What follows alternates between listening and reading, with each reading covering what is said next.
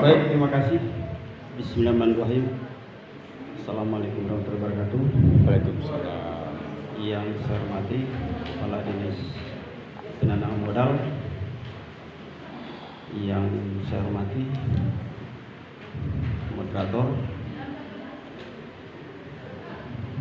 serta bapak-bapak dan ibu-ibu peserta pelatihan yang saya cintai dan saya banggakan.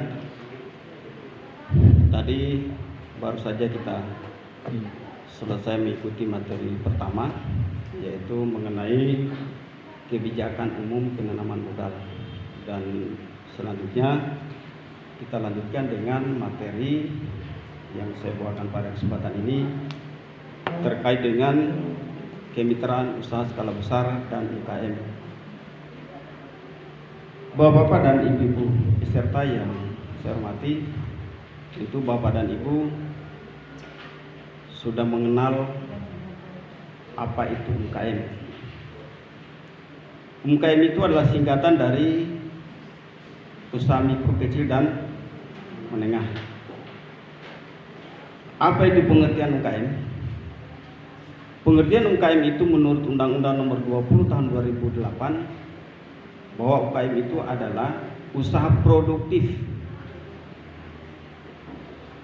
Usaha produktif yang dilakukan perorangan maupun badan usaha yang telah memenuhi kriteria sebagai usaha mikro, kecil, dan menengah yang ditetapkan oleh Undang-Undang Nomor 20 Tahun 2008. Itulah pengertian UKM. Nah, berdasarkan pengertian UKM tersebut, maka menurut Undang-Undang Nomor 20 Tahun 2008, UKM itu dibagi 4 kriteria. Saya mohon maaf, di dalam resume ini hanya 3 kriteria, sebetulnya 4. Itu ada kesalahan teknis. Kriteria yang pertama adalah usaha mikro. Usaha mikro itu adalah merupakan usaha yang memiliki kekayaan bersih mencapai 50 juta rupiah. Mencapai 50 juta rupiah, tidak termasuk tanah dan bangunan, dan memiliki penjualan dalam 1 tahun itu hasil penjualannya mencapai paling banyak 300 juta rupiah. Itulah kriteria yang pertama. Lanjut, kriteria yang kedua adalah usaha kecil. Usaha kecil itulah merupakan usaha yang memiliki kekayaan bersih mencapai 50 juta rupiah sampai dengan paling banyak 500 juta rupiah, tidak termasuk tanah dan bangunan, dan memiliki hasil penjualan dalam setiap tahun mencapai minimal 300 juta rupiah dan maksimal 2,5 miliar. Itulah kriteria yang kedua. Kriteria yang ketiga adalah usaha menengah, merupakan usaha yang memiliki kekayaan bersih mencapai 500 juta rupiah sampai dengan paling banyak 10 miliar rupiah, tidak termasuk tanah dan bangunan, dan memiliki hasil penjualan dalam setiap tahun mencapai 2,5 miliar rupiah sampai dengan paling banyak 5 miliar rupiah. Itu untuk kriteria yang ketiga. Kriteria yang keempat adalah usaha besar. Usaha besar itulah merupakan usaha yang memiliki kekayaan bersih lebih dari 10 miliar rupiah, tidak termasuk tanah dan bangunan, dan memiliki hasil penjualan dalam setiap tahun di atas 50 miliar rupiah. Itulah 4 kriteria UKM menurut Undang-Undang Nomor 20 Tahun 2008. Nah, dari 4 kriteria ini, kalau Kabupaten Buton ini, tentu Bapak dan Ibu baru bisa mencapai kriteria pertama dan kedua. Kalau ketiga dan keempat itu belum, kecuali di kota-kota besar. Kalau ukuran Kabupaten Buton ini baru kriteria pertama dan kedua, termasuk Bapak dan Ibu mengetahui tentang kriteria UKM. Maka kita lanjut pada peran dan kontribusi UKM. Ada di slide itu, peran dan kontribusi UKM. UKM itu memiliki pangsa pasar sekitar 99,99% atau 64,1 juta unit pada tahun 2018, dan 65 juta unit pada tahun 2019. Secara keseluruhan total secara keseluruhan pelaku usaha di Indonesia itu dari tahun 2018 hingga 2019.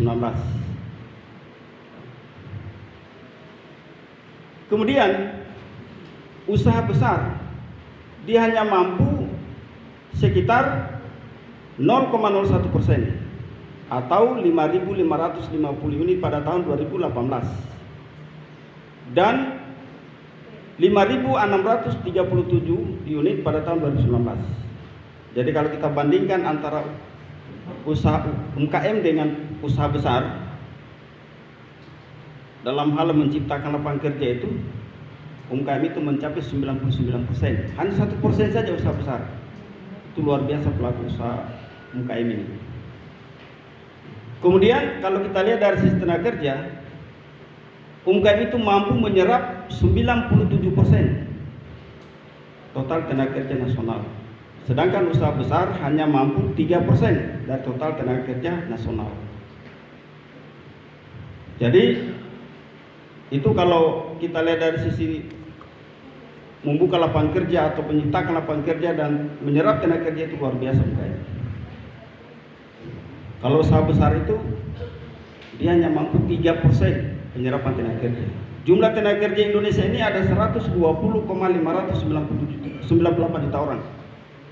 UMKM mampu 116,97 juta orang. Luar biasa itu UMKM.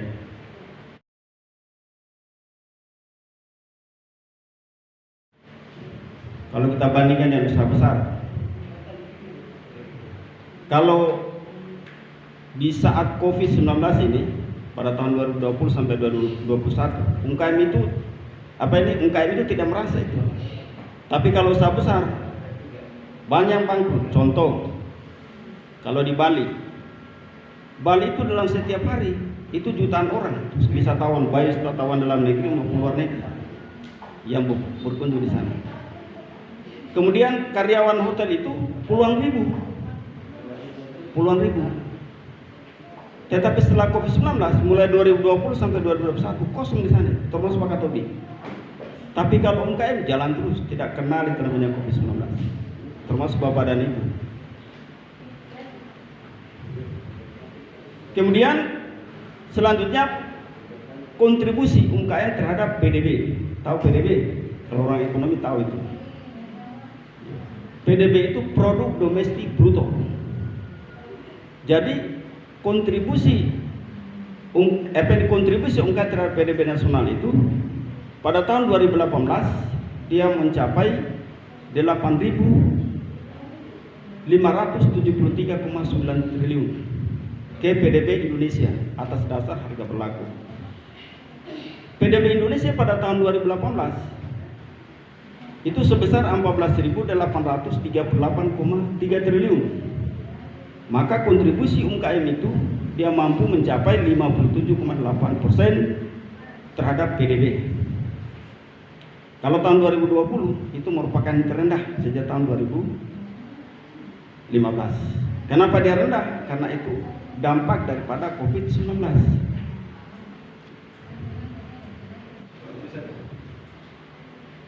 Jadi kontribusi UMKM dalam menopang perekonomian nasional itu sebesar 61,07%. Jadi kontribusi UMKM terhadap PDB nasional 61,07%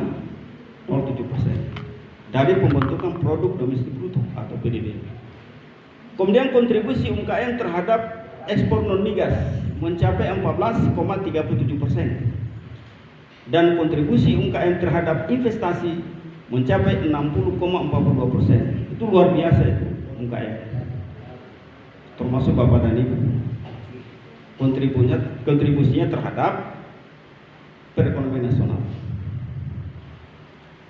Nah, meskipun UMKM itu cukup berkontribusi terhadap perekonomian nasional, tetapi UMKM juga masih menghadapi tantangan dan permasalahan. Apa yang menjadi tantangan dan permasalahan UMKM? Tantangan dan permasalahan UMKM yang pertama adalah SDM, sumber daya manusia. Pada umumnya usaha mikro di Indonesia masih memiliki sumber daya manusia yang sangat rendah. Masih memiliki sumber daya manusia yang sangat rendah.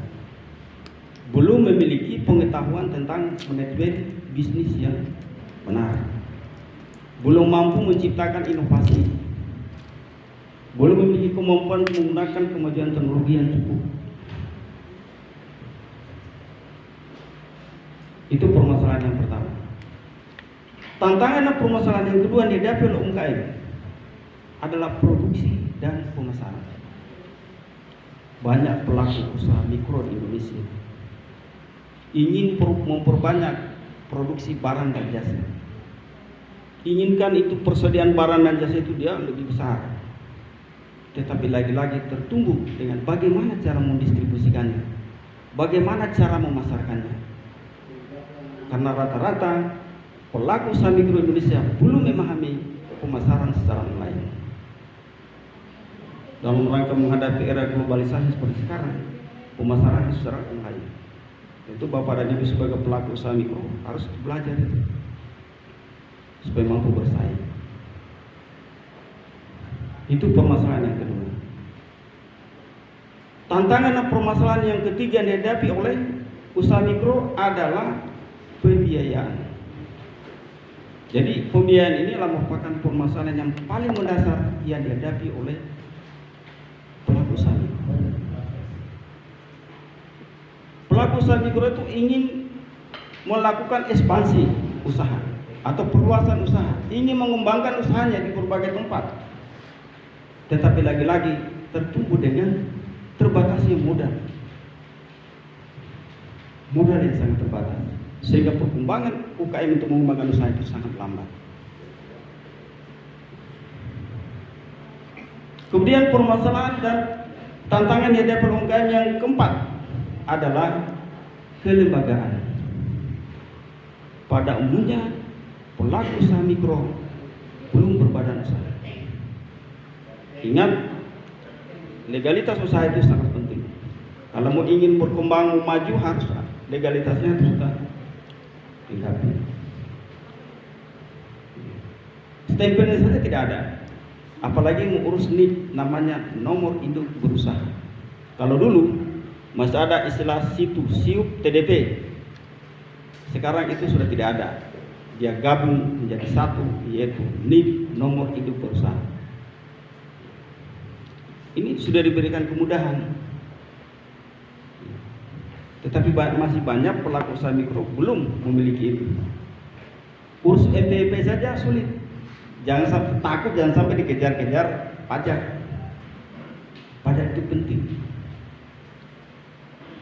Kalau kita pahami, izin itulah yang bisa membuat perusahaan itu bisa berkembang.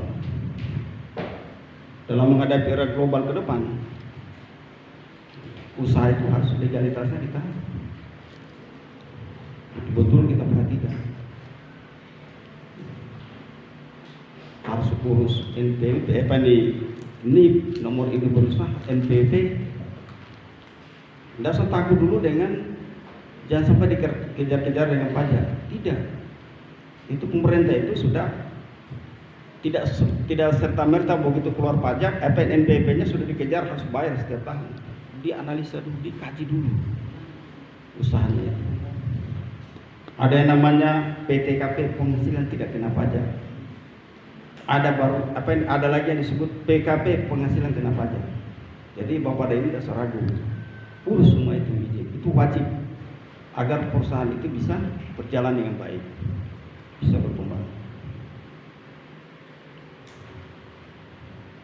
Jadi itulah 4 permasalahan dan tantangan yang dihadapi oleh UMKM. Nah sekarang, bagaimana solusi untuk mengatasi 4 tantangan ini? Kira-kira apa solusinya? Pemerintah sekarang sudah mempersiapkan, sudah membantu para pelaku usaha mikro untuk menghadapi tantangan yang 4 tadi. Jadi solusi untuk mengatasi 4 tantangan ini hanya satu kata yang disebut dengan kemitraan. tahu kemitraan. Sebetulnya Bapak dan Ibu sudah dilaksanakan. Kalau ada orang pinjam, kalau Bapak dan Ibu pinjam kredit di bank, baik itu dana kur maupun yang lain-lain, itulah yang disebut dengan kemitraan. Hanya teorinya nanti sekarang baru bisa kita dapat, kita bisa dengarkan. Jadi kemitraan itulah suatu strategi bisnis usaha yang dilakukan oleh dua pihak atau lebih dalam jangka waktu tertentu untuk meraih keuntungan bersama yang dilandasi dengan prinsip saling membutuhkan dan saling membesarkan. Karena merupakan suatu strategi bisnis yang karena merupakan suatu strategi bisnis, maka keberhasilan kemitraan itu sangatlah ditentukan kepatuhan antara dua pihak antara yang bermitra dalam menjalankan etika bisnis. Sekarang, apa tujuan dan manfaat kemitraan? Apa tujuan dan manfaat kemitraan?